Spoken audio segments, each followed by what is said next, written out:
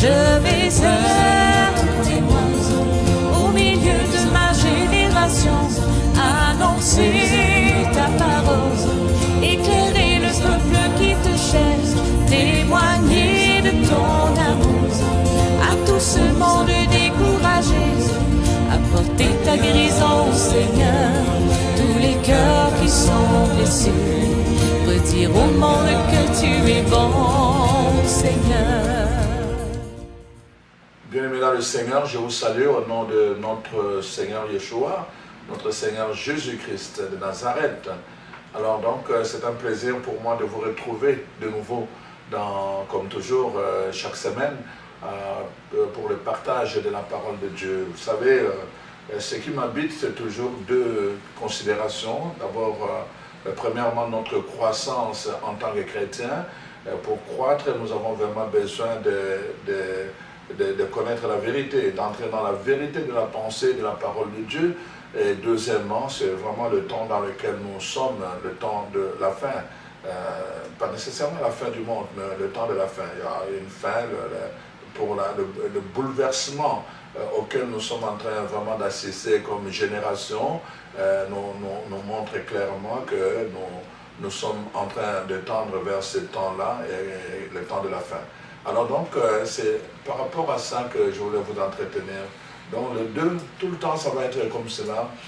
Tantôt, ça va être pour votre croissance, notre croissance spirituelle, mais tantôt, ça va être aussi par rapport à notre attitude face aux situations qui prévalent actuellement dans le monde et qui préfigurent justement le temps de la fin. Alors aujourd'hui, je voulais justement vous parler de cela. Donc, toutes les questions, le bouleversement à travers le monde et qui soulèvent la question du temps de la fin. Alors, avec ce thème que je vous propose, faites-en votre priorité pour le temps de la fin. Faites-en votre priorité pour le temps de la fin. Je vais partir de l'évangile de Matthieu. Au chapitre 24, Jésus dit ceci, à partir du premier verset. Quand Jésus s'en allait, au sortir du temple, ses disciples s'approchèrent pour lui en faire remarquer leur construction. Mais il leur dit, voyez-vous tout cela? Je vous le dis en vérité, il ne restera pas ici pierre sur pierre qui ne soit renversé. Il s'assit sur la montagne des Oliviers et les disciples vinrent en particulier lui faire cette question. Dis-nous, quand cela arrivera-t-il et quel sera le signe de ton avènement et de la fin du monde, la fin des temps? Jésus leur répondit, prenez garde que personne ne vous séduise, car plusieurs viendront en mon nom en disant, c'est moi qui suis le Christ, et ils séduiront beaucoup de gens. Ils séduiront beaucoup de gens. Vous entendrez parler de guerre. Nous entendons parler de guerre. Donc, vraiment, c'est clair là-dedans. Et de bruit de guerre. Gardez-vous d'être troublés. Ne vous laissez pas encore troubler. Il y a la guerre en Ukraine, il y a tout ce qui est en train de dans beaucoup de pays en Afrique, beaucoup de guerres. On voit vraiment beaucoup de choses qui se passent par rapport à cela. Et alors on dit, la parole de Dieu nous dit, ne vous laissez pas troubler, car il faut que ces choses arrivent d'abord. Ça doit arriver, vraiment ça doit arriver. Je vous ai déjà dit, il y a des choses pour lesquelles il ne faut pas prier. Il ne faut pas prier pour qu'il n'y ait pas de guerre, ça doit arriver. Donc ça c'est une mauvaise façon de prier. Il faut prier différemment. Bien sûr, la guerre, il y en aura toujours parce que l'ennemi est le prince de ce monde. Nous devons prier pour que cela ne puisse pas affaiblir notre persévérance, notre amour, notre détermination, notre foi. Que cela n'affecte pas notre vie de chrétien. C'est très très important. Que cela ne puisse pas nous couper, n'est-ce pas, de l'amour de Christ, comme dit l'apôtre Paul. Alors donc voilà. Alors je dis, ne soyez pas troublés, il faut que ces choses arrivent. mais ça ne sera pas encore la fin.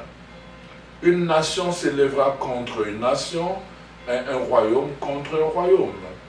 Et il y aura en divers lieux des famines. Suivez les nouvelles à travers le monde, je le dis déjà, parmi les choses qui vont vraiment être attaquées, c'est l'alimentation. Alors l'alimentation va être vraiment la cible en ce temps de la faim. Alors donc, on a déjà donné beaucoup d'enseignements sur la façon de se préparer par rapport à cela. Alors donc, il y aura beaucoup de famines et des tremblements de terre. Vérifiez vous-même à travers le monde tout ce qu'il y a comme tremblement de terre, des choses qu'on n'a jamais vues, et vraiment des degrés de tremblement qu'on n'a jamais vraiment enregistrés jusqu'à date. Il y en a tellement à travers le continent, tous les continents. Donc ça c'est une réalité que nous sommes en train déjà de vivre. Et le Seigneur nous dit, ça ne sera pas encore la fin. Cela doit précéder. Nous sommes déjà en train de vivre ces événements-là. Donc il faut les regarder avec un regard spirituel bien sûr. Il y en a qui vont toujours douter. Il y en a qui, souvent ceux qui doutent, c'est par peur. Ils ne veulent pas être confrontés à cette réalité que la parole de Dieu appelle la réalité de la fin des temps. Ils ont peur d'affronter cela, alors ils trouvent toutes sortes d'excuses pour dire, bon, écoutez, c'est pas la première fois, on a déjà eu ça. Bien sûr que c'est pas la première fois, mais aussi, ce n'est pas la première fois qu'on nous parle de la fin des temps. Il y en a eu aussi. Alors donc, c'est important d'avoir un regard spirituel. Alors, tout cela ne sera que le commencement de douleur. Pas la fin, mais le commencement de douleur. Nous ne sommes qu'au commencement de douleur. Toutes ces choses-là. Alors, voici maintenant, la parole de Dieu nous dit, alors on vous livrera au tourment. Il y aura des tourments, c'est-à-dire des temps difficiles. On vous fera mourir. Il y a des gens qui vont mourir à cause de leur foi. Et vous serez haïs de toutes les nations à cause de mon nom. Donc, être chrétien sera difficile dans ce contexte-là. Afficher son identité de chrétien sera difficile. Dans ce contexte-là, nous dit la parole de Dieu. Alors on nous dit, plusieurs succomberont et se trahiront, ils se haïront les uns les autres. Voyez-vous, et plusieurs faux prophètes s'élèveront et séduiront beaucoup de gens. On le voit déjà aujourd'hui. D'abord, premièrement, on voit, comme je vais le montrer, des trahisons à l'externe. Le monde commence à haïr les chrétiens. Aujourd'hui, vraiment, le monde a une haine contre l'Église de Dieu. Le monde a une haine contre tout ce qui est chrétien, tout ce qui parle de l'Évangile. Il y a une haine, on dirait que ça, à cause de la liberté, en fait, qui a atteint un degré vraiment de paroxysme inégalé. Alors donc, dès qu'on parle de la parole de Dieu, de la Bible, on dirait qu'on vient apporter la morale. Et les gens ne veulent plus de la morale. Alors donc, ils ont une haine contre les chrétiens, contre tous ceux qui veulent brandir la parole de Dieu, tous ceux qui veulent se référer ou référer leur vie à Jésus-Christ de Nazareth. Alors donc, voyez-vous, la parole de Dieu nous le dit déjà, et on voit aussi la haine même à l'intérieur de l'Église. Même à l'intérieur de l'Église, des églises, les églises entre elles, telle dénomination contre telle dénomination, et il y a une haine, pas simplement l'opposition, mais une haine qui commence vraiment à habiter le cœur des gens. Parce qu'on n'est pas identique, parce qu'on ne fait pas comme nous, parce qu'ils sont différents de nous. On commence à mal parler des autres, et on commence à se regarder comme des païens, et on commence à adopter l'attitude des païens. Les choses du monde sont entrées dans l'Église. Voyez-vous, à cause de cela, la parole de Dieu nous le dit, que ce n'est pas alors, à ce moment, et regardez, allez voir sur Internet, vous allez voir le nombre de prophètes, de faux prophètes, des gens qui vont faire même des miracles. Et à la fin, on vient vous montrer que non, tout ce qu'ils faisaient, ce n'était même pas des miracles au nom de Dieu, même s'ils utilisaient ces noms, c'était de l'occulte. Il y en a tellement, ce n'est plus une prophétie à vivre, c'est quelque chose qui est déjà en train de se vivre aujourd'hui. Il y en a tellement, on a produit beaucoup de faux prophètes, partout. Je vous ai déjà donné l'enseignement sur l'ivraie. Je vous ai dit que dans toutes les religions, il y a des livrets, des gens qui s'élèvent comme de faux prophètes. Il y en a toujours. C'est à vous à faire le discernement. Vous devez faire ce discernement-là pour voir vraiment qui vous parle vraiment. Et quels sont les messages qui sont conformes à la parole de Dieu. C'est vous qui devez faire le discernement. C'est vous qui devez faire le discernement. Ne courez pas derrière le miracle. Je vous ai déjà dit ça à plusieurs reprises. Ne courez pas derrière le miracle. Vous serez vraiment une cible pour la fin des temps. Une cible de faux prophètes pour la fin des temps. Alors donc, voici si la parole de Dieu nous dit toutes ces choses-là. Alors, voyez-vous, il dit ceci, et ils séduiront donc beaucoup. Et parce que l'iniquité sera accrue, la charité du plus grand nombre se refroidira. À cause de l'iniquité, l'injustice, le mal sera accru. Nous avons déjà vu au niveau de Genèse, n'est-ce pas? Au début de Genèse, le mal avait envahi tellement le monde. Donc les gens étaient tournés, tout le monde était tourné vers le mal. La corruption, le mensonge, le mal, de toutes sortes. Les gens vivaient dans cela. La haine. Aujourd'hui, comment on va appeler ça? La prostitution infantile. On va enlever les enfants pour aller faire la prostitution avec les animaux, avec les hommes. On va enlever les enfants pour aller faire des sacrifices. C'est devenu, les gens n'en parlent même plus. C'est devenu comme faisant partie de notre rythme au quotidien. Voyez-vous? Et donc, ça sera tellement accru que la parole de Dieu nous dit, et l'amour, la charité de plusieurs se refroidira. Et ça sera ça, notre point de départ. Donc, mais celui qui persévérera jusqu'à la fin sera sauvé. Alors, cette bonne nouvelle, n'est-ce pas, on nous dit du royaume, sera prêchée dans le monde entier pour servir de témoignage à toutes les nations. Alors seulement viendra la fin. Alors nous sommes en train de prêcher cette bonne nouvelle pour préparer le temps de la fin. Alors seulement viendra la fin. Cette bonne nouvelle doit être prêchée. Et c'est ça que nous faisons. Pour préparer le temps de la fin. Chers frères et sœurs, je voulais vous parler justement de ça. Donc faites de cela votre priorité pour le temps de la fin. Faites de cela. Mais c'est quoi cela? C'est ça que je voudrais vous expliquer à travers cet enseignement. Faites de cela votre priorité pour le temps de la fin. Voyez-vous, la parole de Dieu nous dit à souligner, l'iniquité va accroître de plus en plus autour de nous. Ça dit qu'il y aura, la parole de Dieu dit dans 2 Timothée 3, n'est-ce pas, le verset 1 à 5, que le temps, dans les derniers temps, donc tout deviendra difficile. Les jours seront très difficiles. L'alimentation très difficile, le problème des banques, de l'argent, de l'économie, des finances, très difficile d'y accéder. Il y aura tellement de problèmes de travail, beaucoup de choses vont devenir très difficiles, parfois même les contrôles que certains gouvernements vont exercer sur les individus, ça va être très difficile. L'accès à la santé, très difficile. Et alors, à cause de ça, beaucoup d'injustices, de corruption, n'est-ce pas, de méfaits qui vont se faire, de groupes organisés. Et la parole de Dieu dit, à cause de cela, parce que ça va aller en grandissant, plusieurs personnes vont perdre quelque chose d'essentiel, quelque chose de primordial. C'est l'amour, la charité. Voyez-vous, c'est pour cela que la parole de Dieu prêchait pour préparer les gens au temps de la fin.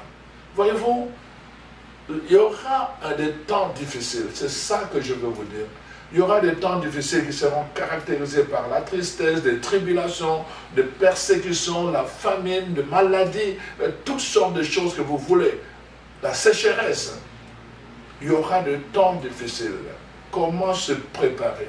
Quelle attitude adopter quand ces choses-là vont arriver, mais sont déjà là, mais quand elles vont accroître?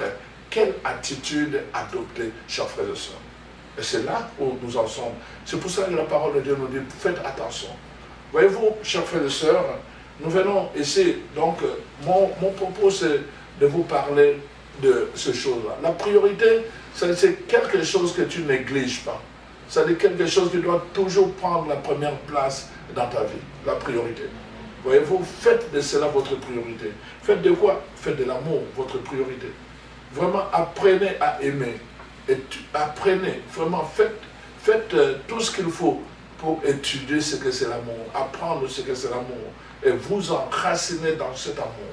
Parce que en ce temps-là, la Bible dit, l'iniquité sera accrue et plusieurs personnes ne pourront plus aimer, ils ne seront plus capables. D'ailleurs, vous voyez, la parole de Dieu nous dit vraiment des choses qui vont se passer, et je voulais vraiment vous faire comprendre ces choses-là à travers cette parole. Voyez-vous, déjà, dans le texte de l'Apocalypse, la parole de Dieu nous dit dans Apocalypse 2, versets 4 à 5, que je connais tes œuvres, mais j'ai contre toi, c'est que tu as abandonné ton premier amour. Voyez-vous, déjà dans le dernier livre de la Bible, dans le livre de la Révélation, l'Esprit révèle cela à l'apôtre Jean. L'Esprit révèle cela aux églises de la fin. Donc, voyez-vous, qui sont représentées par les 7 églises de l'Asie. Mais il s'agit des églises de la fin. La première église d'Éphèse, on lui reproche à la première église, ce qui est reproché, c'est son amour. Elle a perdu l'ardeur de son amour. L'ardeur de son amour pour Dieu, l'ardeur de son amour pour l'église et l'ardeur de son amour pour le prochain. L'église a perdu cet amour-là. Voyez-vous, et l'Esprit lui reproche cela. Je contre toi. Écoute là, malgré tout ce que tu as fait, si tu ne te repens pas, c'est-à-dire si tu ne corriges pas, si tu ne t'entraînes pas à aimer véritablement, écoute, je vais te rejeter, à moins que tu te répandes, dit la parole de Dieu. La parole de Dieu, Dieu lui-même, il accorde une très grande importance à l'amour. Dieu est amour. La Bible nous dit, sa nature, c'est l'amour. Il est miséricorde, il est amour. C'est parce qu'il est amour qu'il est miséricorde. C'est parce qu'il est amour qu'il est miséricorde.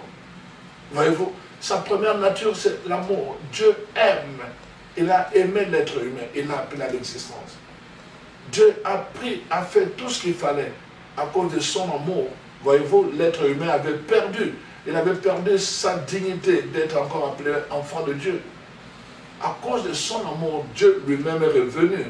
Il a utilisé le moyen le plus efficace en la personne de son fils Yeshua. Voyez-vous? Donc, il a utilisé ces moyens le plus efficaces pour prendre ce qu'il avait de cher, de parfait, celui qui n'avait jamais été corrompu par le péché, pour venir à notre secours. Jésus est la manifestation de l'amour de Dieu. Et il est venu, qu'est-ce qu'il est venu nous révéler? L'amour. L'amour. Tout, simplement l'amour. Est-ce que tu as fait cela? Quels sont les commandements de Dieu? Tu aimeras ton Dieu de tout ton cœur et tu aimeras ton prochain comme toi-même. Dieu, ton prochain et toi-même. Tout est là. Dieu, ton prochain et toi-même. Tout est là. Voici l'amour que Jésus est venu nous révéler. Alors donc, cet amour, bien sûr, nous la voyons, nous l'exprimons, comme Jésus lui-même dit, celui qui m'aime, celui-là, il va garder mes paroles. Alors, l'amour que nous avons pour Dieu nous amène à garder sa parole dans notre cœur, dans notre vie. Et la parole de Dieu devient la lumière qui guide nos décisions, la lumière qui guide nos pas. Mais Dieu est amour, c'est la première révélation qu'il nous fait. Il est amour. Alors, voyez-vous, c'est pour cela que le moyen qu'il a choisi et qu'il a mis dans l'être humain pour entrer en communion avec lui, c'est aussi l'amour. Il y a la foi, mais aussi l'amour. Et nous allons voir à travers les textes. Voyez-vous? Alors donc, maintenant, je veux que vous compreniez, pour Dieu, c'est très important. Et nous voyons, n'est-ce pas, là, comment je veux dire encore, nous allons voir à travers Paul qui nous dit dans 1 Corinthiens 13, n'est-ce pas? Il dit ceci que, voilà, je vais vous montrer le chemin par excellence. Il y a la foi, il y a l'espérance et il y a la charité ou l'amour. Il y a le toit, mais parmi les trois, la foi est utile pour le moment, pour le temps présent. L'espérance aussi, on en a besoin pour le temps présent. Mais seul l'amour, les deux vont disparaître, mais l'amour demeure. Il demeure même pour le temps de la fin. Voyez-vous, c'est pour cela que le seul qui ne meurt pas, c'est l'amour. La foi, on en a besoin juste pour un temps. Mais l'amour, c'est pour l'éternité. C'est pour cela que c'est important que nous comprenions cela. Pourquoi Dieu insiste sur l'amour. Il dit, voilà, je peux même faire des choses, faire des miracles, parler en langue, prophétiser, n'est-ce pas, chasser les esprits mauvais. Je peux faire tout cela. Je peux même donner mes habits aux gens pour, n'est-ce pas, manifester la charité. Pardon, pour manifester que j'ai fait du bien. Mais si je ne le fais pas par amour, cela, je ne suis absolument rien devant Dieu. Dieu insiste sur l'amour qui doit dicter tout ce que nous faisons en bien. L'amour doit dicter. Je peux être en chemin et donner de l'argent à quelqu'un parce qu'il m'embête. Je peux être en chemin et puis donner de l'argent par pitié. Non, Dieu veut que nous le fassions par amour. Que l'amour prenne vraiment la direction de notre vie, de comment notre comportement, nos attitudes, notre regard, nos gestes et nos actions. Voilà pourquoi il dit cela, que voilà l'amour demeure, l'amour pardonne tout, l'amour excuse tout, l'amour ne se enfle pas d'orgueil, cet amour-là qui ne juge pas, c'est de cet amour dont il est question, l'amour. Alors cet amour va disparaître, la Bible dit ça va se refroidir. Ce qui est intéressant, la Bible ne dit pas que ça va s'éteindre, mais ça va se refroidir. Donc si nous nous repentons, nous pouvons encore le réchauffer. Mais si nous ne nous repentons pas, ça va se refroidir et se refroidir et se refroidir, peut-être même comme une batterie jusqu'à s'éteindre. Alors donc, voyez-vous, maintenant je vais vous expliquer pourquoi, quand la parole de Dieu parle de temps difficiles, le temps à travers lequel plusieurs personnes vont renier leur foi. Certains vont simplement, la Bible dit, ils vont garder les apparences, ils vont sauver les apparences. En apparence, vous allez penser que ce sont des chrétiens, mais quand va arriver ce temps-là, ils vont changer de bord. Ils vont changer de camp. Ils deviendront même vos persécuteurs. Alors, qu'est-ce qui se passe? Si on regarde le tableau, parce que la Bible dit ce qui a été, c'est ce qui sera. On regarde, Jésus est venu dans le psaume 2, verset 1 à 2, la parole de Dieu dit, les rois se sont ligués, n'est-ce pas, pour l'abattre, pour s'attaquer à lui. Jésus est venu, on voit comment les rois qui étaient à l'époque se mettent vraiment ensemble pour le juger, pour le condamner à mort. On voit Hérode qui est inquiet. Jésus est déjà enfant, il est inquiet. Hérode est inquiet. Il commence à planifier pour éliminer tous les enfants afin que Jésus meure. Donc ça c'est le pouvoir politique. On voit Pilate aussi, la même chose, qui va relâcher Jésus, n'est-ce pas? Parce qu'il a peur de l'empereur romain. Ça, c'est ce qui a été dit à propos de Jésus, le vivant, Yeshua, le Fils du Dieu vivant. Alors donc, cela a été fait à son époque. Aujourd'hui, Jésus est vivant à travers son Église. Il est vivant à travers la communauté de croyants, de chrétiens. Donc, le pouvoir restera pouvoir. Ça ne sera plus le pouvoir d'Hérode, ça ne sera plus le pouvoir de Pilate, mais ce sera des gouvernements d'aujourd'hui. Ce sont des gouvernements d'aujourd'hui qui vont, n'est-ce pas, créer cet événement pour persécuter. De la même façon qu'on a persécuté, qu'on a relâché Jésus, qu'on a fait, n'est-ce pas, on a crucifié sur la croix. On va faire la même chose. Les circonstances, les événements, n'est-ce pas, le système politique et son organisation vont déclencher la persécution contre les chrétiens. Vous devez le savoir. Ce qui a été, c'est ce qui sera.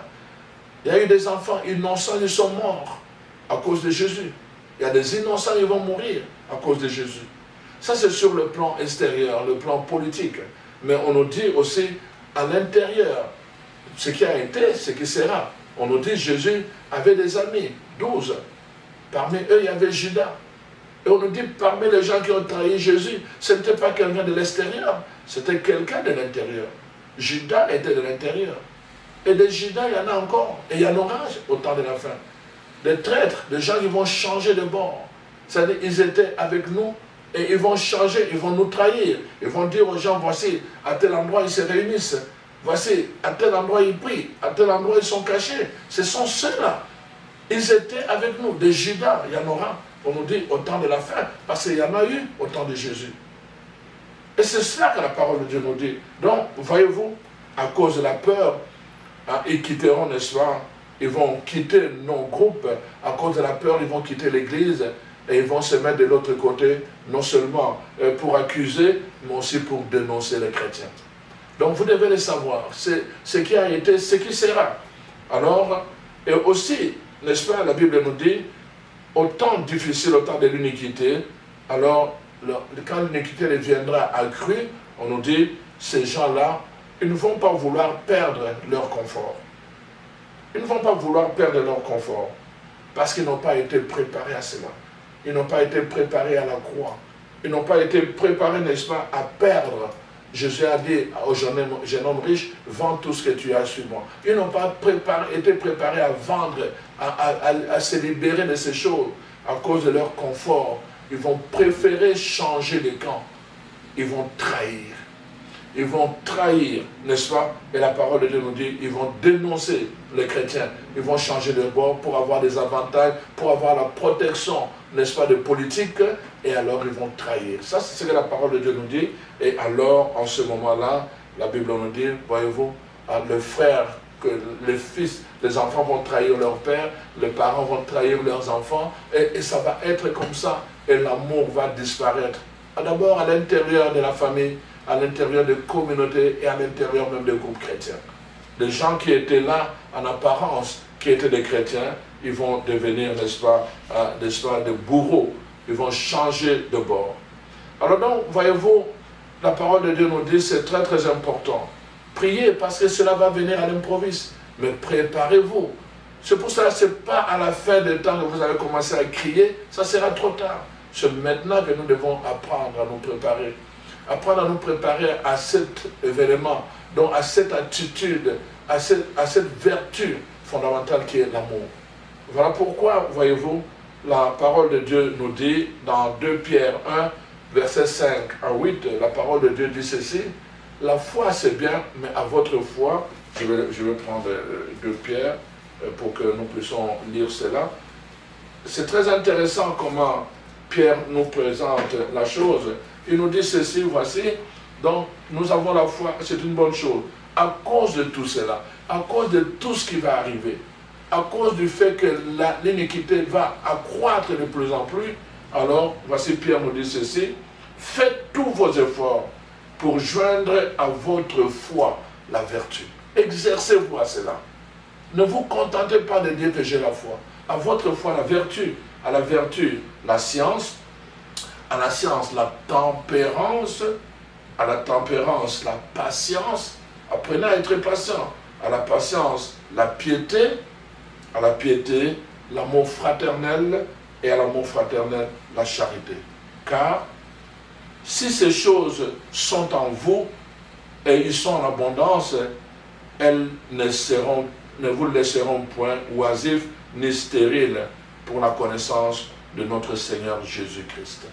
Voyez-vous, chers frères et sœurs, le travail que nous avons à faire pendant ce temps, avant que les choses de la fin arrivent, pendant que les signes sont là, nous devons nous préparer. L'amour, faites-en votre priorité. Apprenez à aimer. C'est facile de haïr. C'est facile de haïr, mes chers frères et sœurs. Mais vraiment, voyez-vous, la parole de Dieu nous dit que si Jésus est la cause de la persécution, il est aussi la solution, n'est-ce pas? Nous voyons par exemple dans Jean 16, 33, il est dit, voici, vous allez connaître les tribulations dans le monde, mais n'ayez pas peur, j'ai vaincu le monde. C'est sur lui que nous devons fixer notre regard.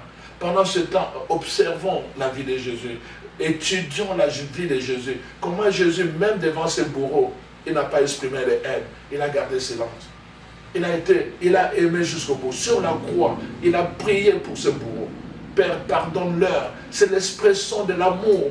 Et apprenez à aimer. Apprenez à aimer. L'amour va avec le pardon. Demandez pardon s'il y a des gens que vous avez offensés. Apprenez à aimer, chers frères et sœurs. L'amour sera le dernier cri, vraiment cri. Les gens qui n'aiment pas, qui n'ont pas l'amour dans leur cœur, ne pourront pas. Ils ne pourront pas accéder. Ils ne pourront pas affronter ce temps-là. Voilà pourquoi nous allons prier. Que le Seigneur vraiment vous visite, qu'il affermisse votre amour. L'apôtre Paul dit dans Éphésiens 4 que le Seigneur vraiment puisse vous amener pour que vous puissiez comprendre la grandeur, la hauteur, la profondeur et la longueur de l'amour que Dieu vous a manifesté et que vous puissiez l'imiter. Alors que le Seigneur vous bénisse et qu'il vous aide à faire de l'amour votre priorité pour le temps de la fin. Amen.